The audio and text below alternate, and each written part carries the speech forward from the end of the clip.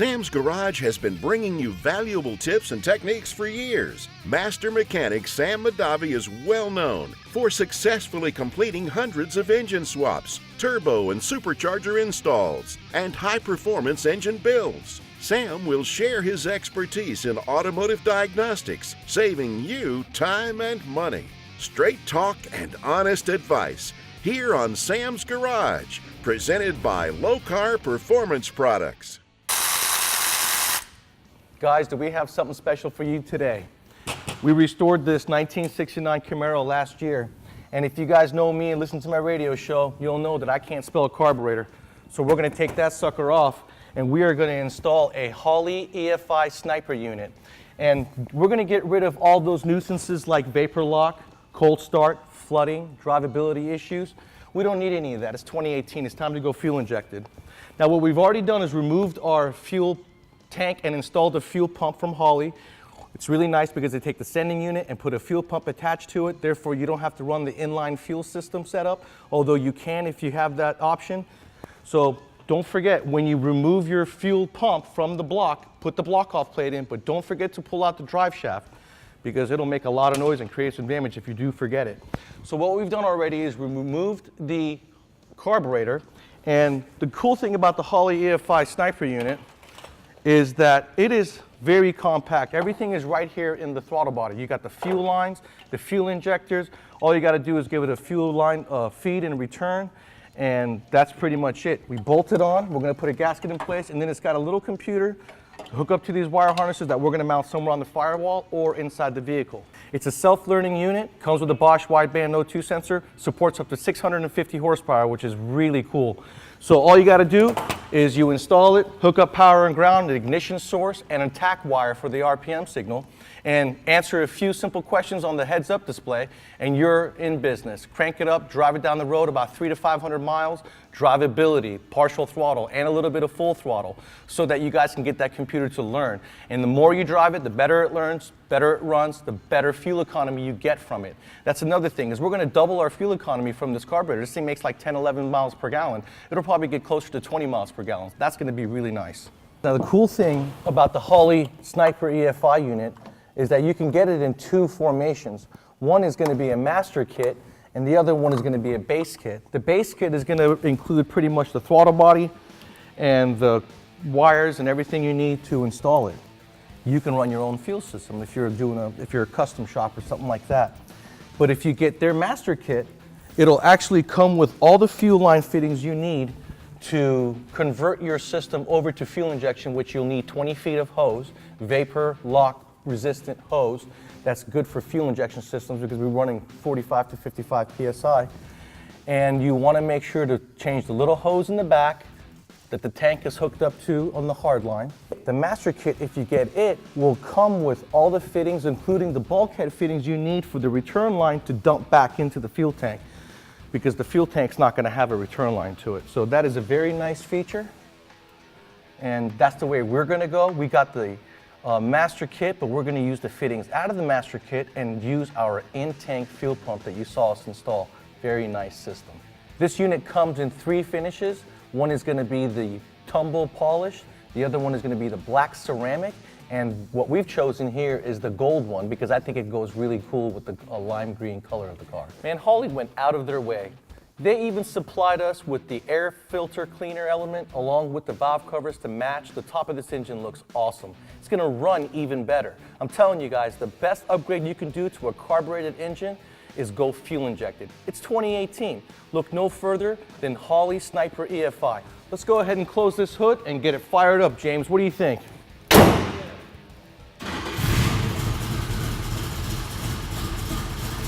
That sounds good.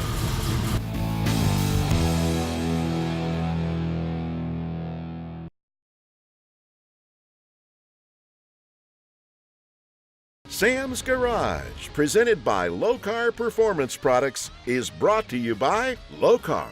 Quality, plain and simple. Heart of Appalachia, Virginia is for lovers. Rod and Supply. We don't just sell them, we race them. H&M Saw, the saw that cuts straight. This is Performance Shop, presented by Tough Stuff Performance Accessories. We're going to be continuing on with our 1965 C10 project. Now this thing's going to get a late model 5.3 liter Silverado power plant. What does that mean? More horsepower, which means we need more braking power. What we're going to do is install a complete conversion kit from Tough Stuff that includes the master cylinder along with the booster and proportioning valve. And we're going to go with a standard stock cast finish because this thing has got the patina look. First thing we're going to do is remove the master cylinder. So I got my head technician, James. He's going to go inside and disconnect the push rod that connects to the master cylinder. Then we're going to mock everything up, wait for our hard lines to come from the Brothers truck part. That way we can continue driving this truck around the shop until the parts come and we can complete it all at once. And the cool thing about Tough Stuff is they've even got chrome boosters, okay? So if you guys have that bling look underneath your hood, we got a chrome booster, and they've got chrome proportioning valves and this very attractive, all billet, polished aluminum master cylinder. Now they've got master cylinder and brake booster combos for both OEM and universal fit applications. They come in all the standard finishes that Tough Stuff offers, which is stealth black, black chrome, natural cast plus, along with chrome and polished, okay?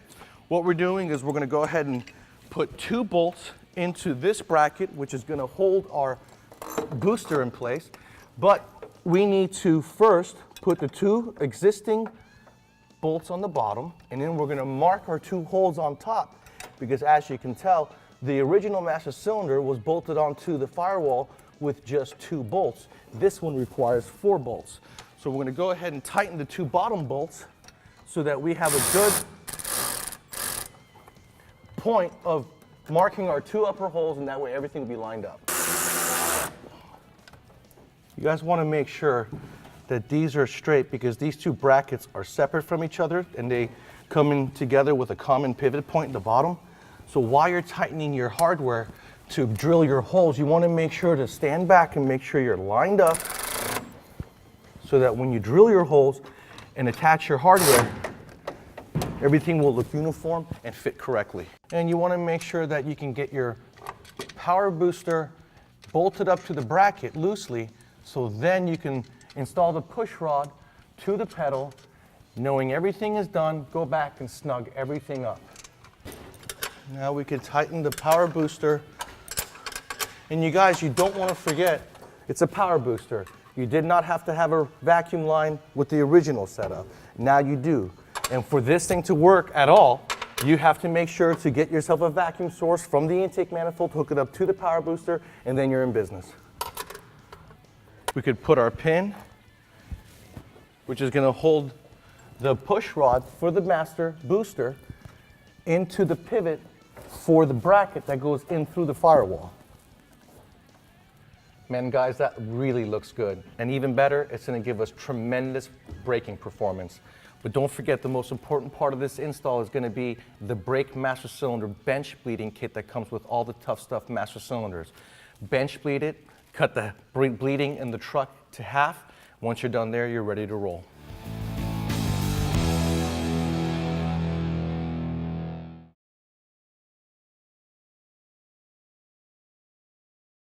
Here's McKee's 37 Trademark Garage with Nick Rudder. We're all familiar with a glass cleaner. Even we have one, our Crystal Vision glass cleaner. What most people ignore is the fact that you need to cleanse the glass of surface impurities, water spots, and airborne contaminants. That is the secret to Crystal Vision. Now we have a comprehensive lineup of glass care products that are not only easy to use, but they're very safe and effective. The first step in properly cleansing your glass is our high-performance glass restore. In our total glass care kit, we have a polish that you apply, and this removes the stubborn bug residue, water spots, and anything else that's hindering your vision. Just wipe it on, work it in with the included applicator, and then you wipe it off. Next is our glass coating. This fills in all the pits, pores, and valleys, leaving the surface perfectly smooth. You're going to apply this after you completely polish the windshield. For the inside, our Cockpit 2020 is a special cleansing lotion that removes vinyl fogging and outgassing caused by the plastic, plus smoker's film. McKee's 37, the entire glass care system, it's so good, Bob put his name on it. There's always so many cool items here at SEMA to check out. I'm really excited to be showing you guys this brand new hem saw that's hydraulic. Doug's gonna show us all the features on this saw. Yeah, the areas on this machine that are really interesting. This is a 1.5 horsepower 3-phase drive motor, and what this drive motor does is it operates a set of gears which also drives the wheel, but that gears operate as a pump. So you have a gear pump, so when this machine runs, it's a fully self-contained hydraulic motor that uses the power from the fan wheel to make the machine run. So when you go ahead and you turn the machine on, it'll automatically clamp as you get ready to operate it. If you want a miter with it, this is what's awful slick. You come over, you loosen everything up, and you have a protractor down here. The saw will go 60 degrees in one direction, and then it'll go ahead and it'll move 45 degrees into the other direction. And where that really comes into play is, say you're cutting a piece of tube and you want to cut a box frame. So I may want a 45 on one end and then a 45 degree on the other end. I'm able to go ahead, put it in, move the material, make one cut, take the other cut, and you're ready to go ahead and go. I don't have to take the material out and flip it around. If our material moves, our vise slides. So we'll get our vise here, we'll go ahead and we'll clamp it down, we'll lock everything down. We get ready to run the machine, we'll hit our start button, and it'll allow, we can control our head. If we want to stop it, we're doing repetitious parts, I can go ahead and lock this right here on our cylinder moving up, and by doing that, once it finishes the cut, it'll come right back to the same location. And you know, this saw has always been known for precision cuts. When you're using two items and you want to weld two items together, you want to butt them up together, look at that. You got no gap, and that makes for a solid weld. So if you guys are looking for a saw in your shop, you look no further than the hem saw, because you're going to get the best quality and the most precision, accurate cuts on the market. Welcome to the Brothers Truck Parts Workshop. All right, folks, we're continuing on with our 1979 C10 project. We've already changed out the dash pad. We're going to make it look even better with a new bezel, and we're going to rebuild our gauges. Yep, so I got a bunch of parts here, and basically what we're going to do, install a new bezel. That's going to take care of the majority of it, but I didn't want to leave anything out this week, so I got ourselves a new heater, AC control, a new lens. I got some needle paint here. We're going to paint the needles on the gauges to make them look fresh. And there's something that I really like to do is I like to take the old 194 bulbs out and replace them with these new LEDs. They're far brighter than the originals, and they'll last basically forever, which is kind of cool. So once Sam gets that out, bring it over here, take care of all this stuff. While I shake the paint up, Sam's going to go ahead and take the screws out that hold our lens on. Once we get that out, I'm basically going to take a soft cloth, wipe the whole thing down, get 40 years worth of dust off the gauge faces and generally everything else. And then I'll go ahead and paint the needles nice and bright again, and then we'll talk about changing out our bulbs and making sure that our printed circuit board is in good shape. And be careful with your needles, they're plastic, you don't want to break those off. Take your time, it'll come out nice if you take your time, and just do a solid job. Just be careful with everything. Once again, this stuff's 40 years old or more, depending on what you're working on at home. And don't use any sort of solvent on a rag like brake cleaner, because a lot of you guys are going to want to do that, and wipe the faces of those gauges off, because you will smear the numbers right off. Yeah, that's true. I have had good luck. You'd want to test this ahead of time. I've had good luck with using furniture polish, because it gives a nice shine to the front of the gauges. Right now I'm just wiping them down. I'll give that rag back to you, and I'm going to go ahead and start painting these. Take your time doing this. It's tedious work, but the end result is going to be so worth it. Yeah. When you're driving your truck the entire time and you're looking down at your dashboard, looking at your gauges and your instrument cluster, it's going to be such a good feeling knowing that everything looks so new and good. It takes you back 40 years. And I like how you said truck there, but actually, doesn't matter what you're working on. All this process applies to everything. Any kind of car you're working on, really. That is the truth. I'm installing my LEDs into the panel, and you're going to want to hear them pop when you put them in the socket. That way you know they're all the way in there. And then they can be a little tricky to get back in the housing, but put them in and twist. Here's the thing, LEDs are polarity sensitive, so when you plug your bulkhead back in here, don't have the dash already attached. Plug a bulkhead in, turn your lights on, make sure all your LEDs are working. If they're not, pull them out, turn them 180 degrees, put them back in. That's a great point. Yep. Look at that. That is absolutely beautiful. Looks like new. Minimal time, very minimal cost, and look, it looks brand new. Let's go ahead and install it. All right. Man, Steve, that looks really good. It really set off the interior of this truck. It does. It completed everything, except now that we fixed that big giant hole in the dash, we're not going to be able to put that crummy aftermarket radio back in, so we're going to have to add some modern technology to this old classic. Absolutely. We can do that next week, so make sure you guys join us to watch the radio install, the kick panel speaker install, and don't forget when you're reinstalling the cluster to hook up the speedometer and wipe off your fingerprints.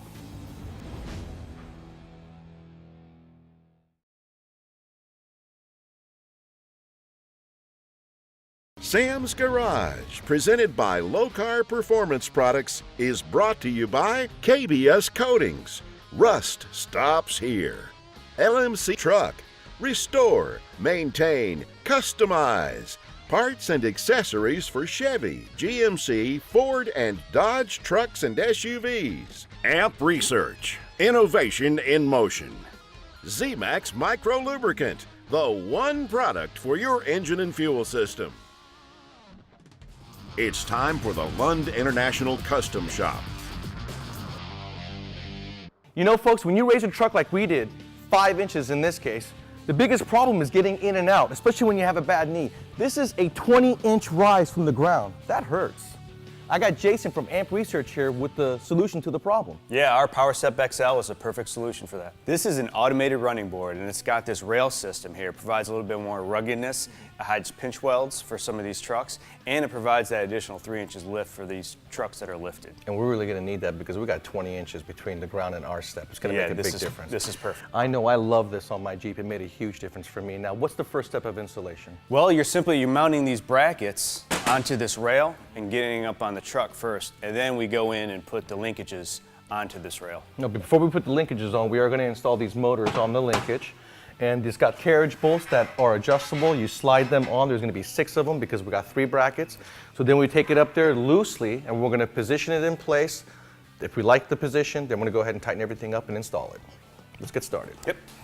Jason and I have already pre-assembled the rail system on the bench, putting our 3 brackets in place.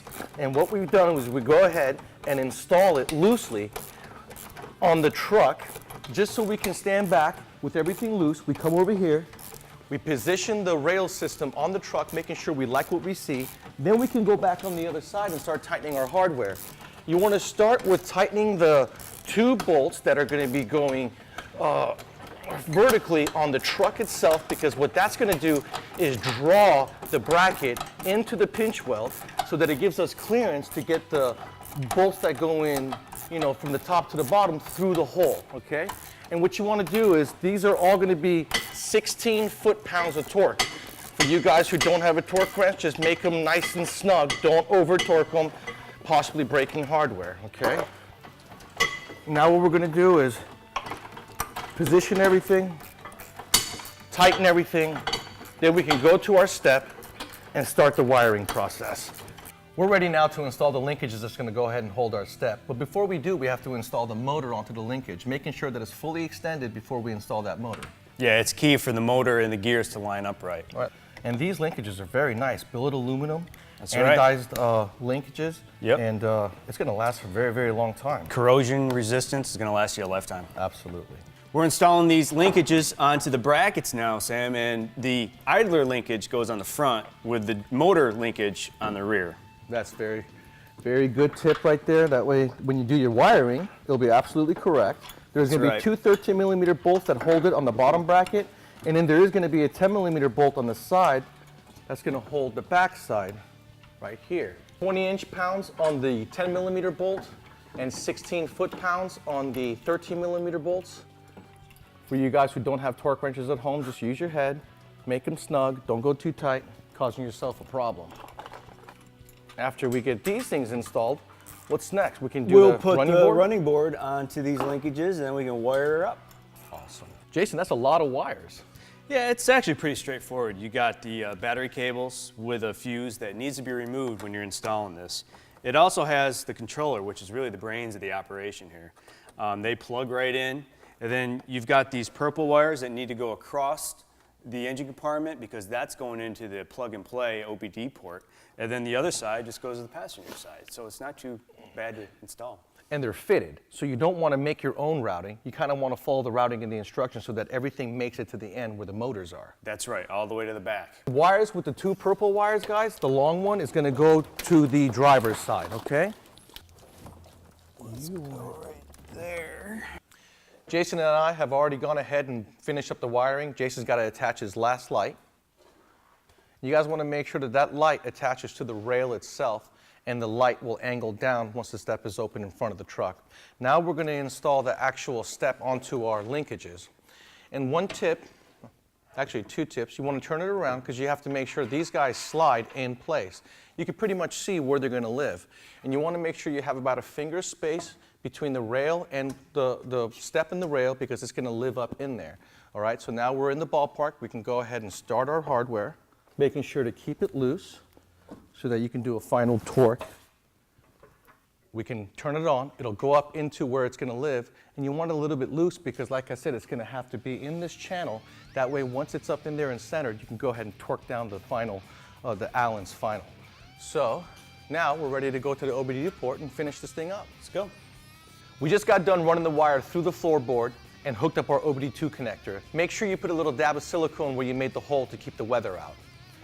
And we just installed our fuse, Yep. so we're ready to do a little adjustment. Ready to test?